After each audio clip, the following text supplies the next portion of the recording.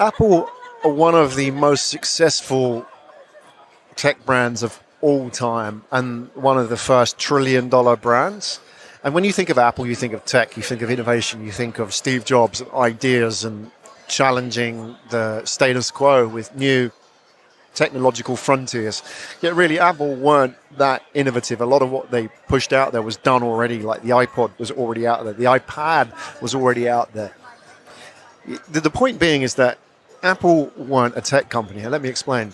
63% of Apple's US employees actually worked in the Apple store.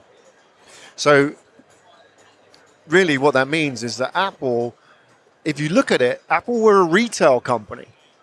They were a retail company selling tech products.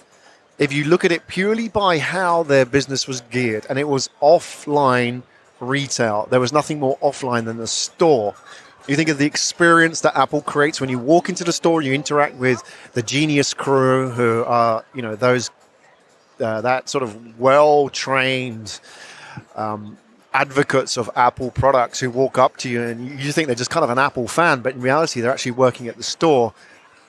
That is the Apple brand right there, offline, human contact. Whether it's grandma that walks in or some road warrior that walks in, that is how they experience the Apple brand. Not online, not in the brand logo. It's there, offline, in that moment. And the point being is that anything that you do online really should augment rather than replace the offline. So that goes back to the 200,000 years of human history. If you're going to use technology to augment that offline experience. You cannot replace it. So Apple has the retail store. Xero here, which is a tech platform, accounting, business, beautiful business as they put it.